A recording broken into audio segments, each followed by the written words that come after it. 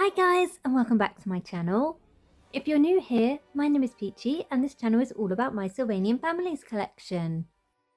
For today's video, I wanted to show you my big scene set up for autumn 2025, and the theme I've gone for this year is trick-or-treating in a neighbourhood at Halloween or on Halloween night.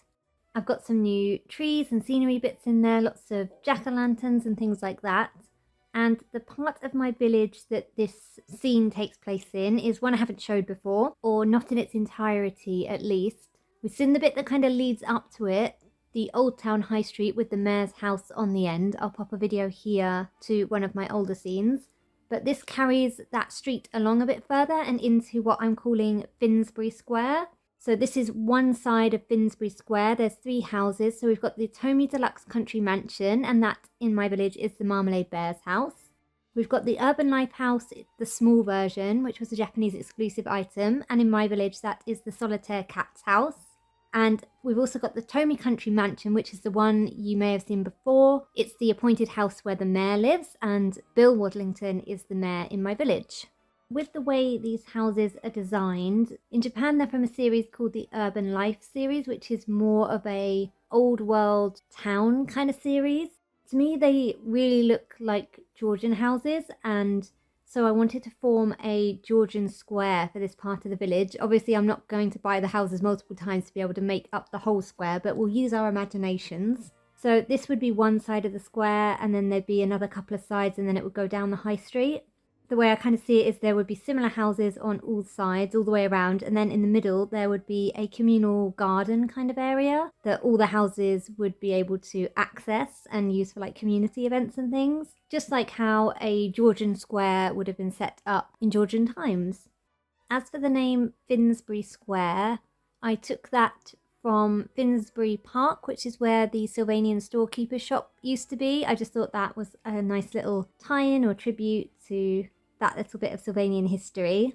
So in my lore, this area or this particular square, in this case one side of the square, always decorates really well for the seasonal events, and in this case we're dropping in on them on Halloween night or Halloween twilight evening kind of time. So let's start on the left of the scene as usual, and at the back with the Marmalade Bear's house. So the Marmalade Bears always go all out for seasonal events. They love Halloween, they love Christmas, Easter, all of them. They'll go all out for all of it. Tonight they're hosting a party of which you can see the buffet part in the conservatory. So that's just on the left-hand side. The lighting isn't great to be able to show you this while it's set up on the table, but I also can't take it out because it will disrupt everything. So what I've done is I've filmed a separate little bit of footage, which I'll pop in here, which shows the inside of that little setup. So they've got some decorations, they've got lots of Halloween themed foods, and they've got a drink stand and all of that.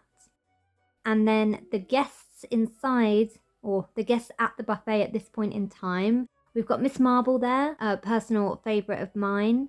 And also PC Bobby Roberts, of course. Where else would he be upon Halloween night apart from getting some sweet treats for himself? He is very food motivated. There's a good chance that we could come back and he would still be there, and even if we came back in the morning he might still be there. So I don't think anyone will be getting him away from the buffet anytime soon.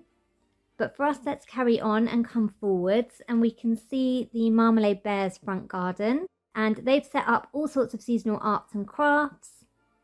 Quincy Marmalade, who is the grandfather of the family, he's been busy woodworking to create these little seasonal shapes for the children to paint as decorations. He loves a bit of woodwork, so this was an easy job for him. He's even made sure to sand them super smooth, so we don't have any accidents with splinters or things like that. His wife Clementine is then on the second table, and she's helping the Kenilworth children with pumpkin carving. There's also some colouring going on here with Alfie Walnut and Henry Periwinkle, and they are colouring in some seasonally appropriate pictures. Coming along just slightly, we can see the first stop for our trick-or-treaters. Morris Marmalade, who's the father of the family, is manning the front door. He's got a mountain of sweets on a table behind him, and he's quite happy handing them out. He loves seeing all the costumes. He loves the festivities. He's having a great time flitting in between the door and the party going on inside. We've got some little trick-or-treaters there in their costumes. We've got Creme and Freya, Justin the caramel dog, and Monty the little baby mole. Creme and Freya are dressed as little witches, Justin is a wizard, and Monty is just in seasonally appropriate garbs carrying around his mushroom. Coming forward just slightly, we can see Aidan Osborne and his little brother Jason. They are around this massive basket of candy that they've already managed to accumulate, and they are marvelling about how much they've got done already, and they've only done this square so far. There's plenty of town to go. Looking up on the balcony, we can see the Marmalade children, Ottilie and Oscar. They're taking in the sights of everything going on below. They're getting a bird's eye view of the villagers enjoying themselves, and especially their decorations. They have spent hours decorating the front garden and the porch and everything of the house, and anything that was a little bit too tricky for them, their dad has helped out with, but they're really enjoying everyone's reactions to their decorations. Between doing this, they are going back and forth to the buffet. Very important to have snacks while you're doing your people watching.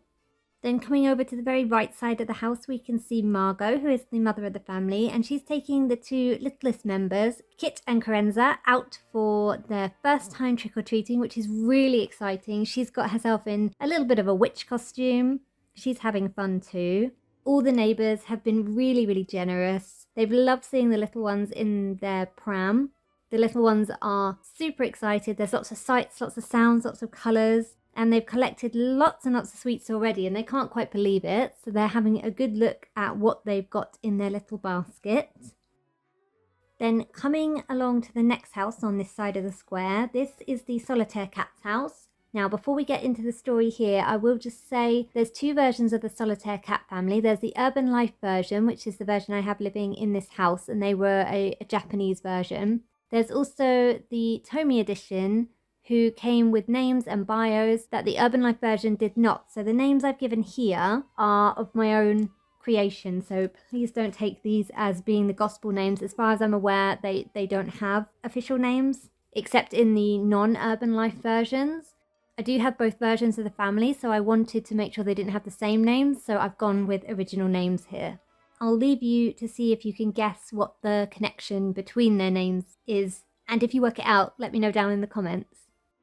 So, the Solitaire Cat's house. It's another stop for trick-or-treaters, and we have Victoria Solitaire, who is the mother. She's on door duty here, and you can just about see her husband, Albert, in the background. He's changing the record over on the gramophone. They've got some spooky music going. They're having a little bit of their own party. Nothing as big as their neighbours, though, and they will, once the trick-or-treating dries up and the children are kind of tucked away in bed, they will probably head on over to the Marmalades and party well into the night.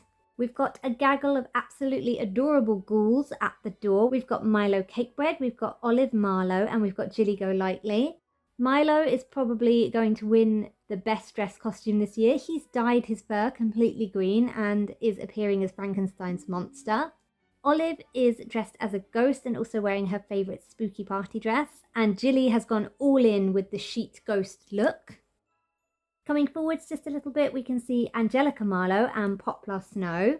They've been putting on a magic show to the delight of passers-by. Angelica is playing the magician, of course, and Poplar, the white rabbit in the hat. He's having great fun popping out at various intervals every time Angelica says the magic words. Up in the window, we can just about spy Alice and Arthur, the Solitaire Cat children. They're supposed to be putting on their costumes, but they keep getting distracted by looking at everyone else's. So every time the door goes, they're rushing over to the window to have a look at the costumes. Of course, it's going pretty frequently, so if they don't get ready soon, they're going to miss out on all the fun. Coming down again, we can see the Persian cat sister Sky, and she's taking her little brother and sister around. That's Blair and Blake. They're wearing matching bat costumes, which were made by Roxy Reynard over in the tailor shop. Absolutely brilliant costumes, and they're loving it. They're especially enjoying looking at all the intricately carved pumpkins, so they're stopping at everyone and having a really good look. Sky doesn't mind though, it's their first time properly trick-or-treating, so she's just letting them enjoy the moment. Coming right to the front of the scene, we can see the Neptune family, or the sisters thereof. We have Shelley and Sandy, and they're going around together, and they're also taking their little cousin Courtney Cove with them. As they were making their way down the path, Sandy has managed to trip and accidentally dropped her bucket of sweets, and they've gone everywhere. Oh no. The whole family is kind of looking at it because it's just happened, and then I'm sure they'll be quick to help her put everything back in her bucket, and then they'll be on their merry way. Next along we have Angela Pookie and Hilton Bubblebrook. They're both showing off their circus skills with the balancing board and the unicycle. They've been having classes in PE this term about the circus, and these are the skills that they've picked up the best. So they're really proud to be showing off how well they've mastered them. They're pretending to be street performers, and they are of course performing for sweetie donations rather than financial ones. And looking at their bucket, they've got a fair few. Watching on in awe, we have Josh and Dash. Josh is another situation where I've got a duplicate figure. So this is another Jason Osborne, but in my village I have named him Josh, and he is brother to Jason. Dash is from the Kenilworth family. They've decided to coordinate their costumes from their favourite storybook at the moment, and that is Aladdin. Josh is the genie and Dash is playing the title character Aladdin himself, even complete with lamp. They've been reading the story at nursery, or having the story read to them at nursery, and they're enjoying it so much that they just had to be these characters. They are also, of course, enjoying the circus show. Then moving on to the last house in the street, this is the mayor's house. The Waddlington Ducks live here, and this is the one you may recognise from other setups, specifically when I was doing the Old Town High Street with the Tomy Village store and dressmakers, etc. This was at the end of that street.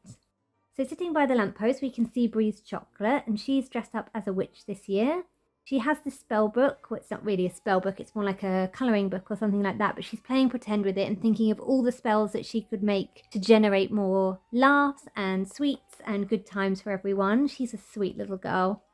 Then coming along just a couple of steps, we have Noah Biscuit and Charlie Cottontail in their very fun costumes. They're going around with Eleanor Biscuit, who is Noah's mother. She is also rocking the witch look. The Babblebrooks had a sale on Halloween costumes, and they were selling these witches' hats and brooms. So a lot of the mothers have ended up wearing the same costumes, but it's not a situation where people would get funny about it or mind. They're just all glad they're having such fun. Noah and Charlie are deep in conversation, discussing their favourite types of sweets. Noah absolutely loves lollipops, so hoping that they're going to get some of those. And Charlie is particularly fond of caramel chocolates, so fingers crossed they get plenty of those as well. Coming back just slightly, we can see the Patches children, Bertie and Bella. They're dressed up as mummies. They're learning about Egypt in school at the moment, hence the inspiration for this costume.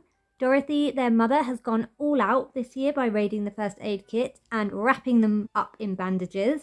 These are actually costumes I don't want to say made, because they are just cut up bandages that I've wrapped them up in, but these are costumes that I guess I've made myself. Then if we look up on the balcony, we can see Bill Waddlington, the mayor, and he is with Quilla, Jemima and Sebastian. They're having a look out at all the trick-or-treaters and such. They're not quite old enough to go trick-or-treating just yet themselves, so they're enjoying the fun from the safety of the balcony of their nursery. Then down on door duty, we have Wanda, the mayoress. She's got a whole basket of sweets next to her, and she's happily handing them out. At her door at the moment, she's got a little group of trick-or-treaters. We have Ali Fennick, we have Liberty Harvey, we have Whisper Chocolate, and we also have Grand Bubblebrook. So here again, I have a situation with duplicates, so it's a duplicate creme, but there is a chocolate rabbit baby called Whisper, at least in the Flare range, so that's where that name comes from. And Grand is a duplicate of Hilton. Fun thing that I didn't realise about the Bubblebrook babies, they're all named after hotel chains. So we've got Hilton, obviously Hilton Hotels. We've got Ibis, which is another chain of hotels, and we also have Ritz, which is a very fancy chain of hotels. So I went with Grand, as at least here in England, every kind of seaside town has a Grand hotel, and I also thought grand as in grand size that an elephant would grow to be. So that's how I came up with that name. Ali is dressed as a little pumpkin, Whisper is a witch, Grand is a pumpkin as well, just in a slightly different format, and Liberty is a princess in her big fancy ball gown. Then moving along just slightly past the fountain, we have Linnea and Drake Husky. They are dressed as a vampire and a ghost respectively, and they are out doing the rounds. They've just come into this area, so they don't have any sweets yet, but I'm sure by the time that they're leaving, they'll have plenty.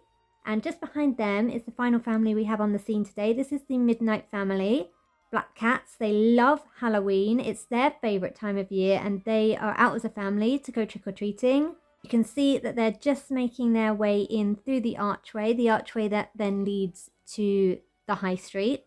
Again, they haven't got any sweeties just yet as they're just making their way in, but Chantel, Reggie and Rowena's costumes are so cute that it shouldn't be long before they are overflowing with sweeties. Rowena, again, is another name that I've made up. It's a duplicate of Reggie, but too cute not to include, so I've given him a little sister. And that is my full scene for autumn 2025. I'll just give you one more slow pan back across it, and hopefully you'll have been able to see all of the details. But that's all I have for you for today's video. I hope you've enjoyed taking a look at this large setup scene with me. Let me know in the comments which is your favourite part, and if you've managed to work out the theming behind the Solitaire Cat's name, please let me know that as well. Thank you so much for watching, and I'll see you again next time. Bye bye for now.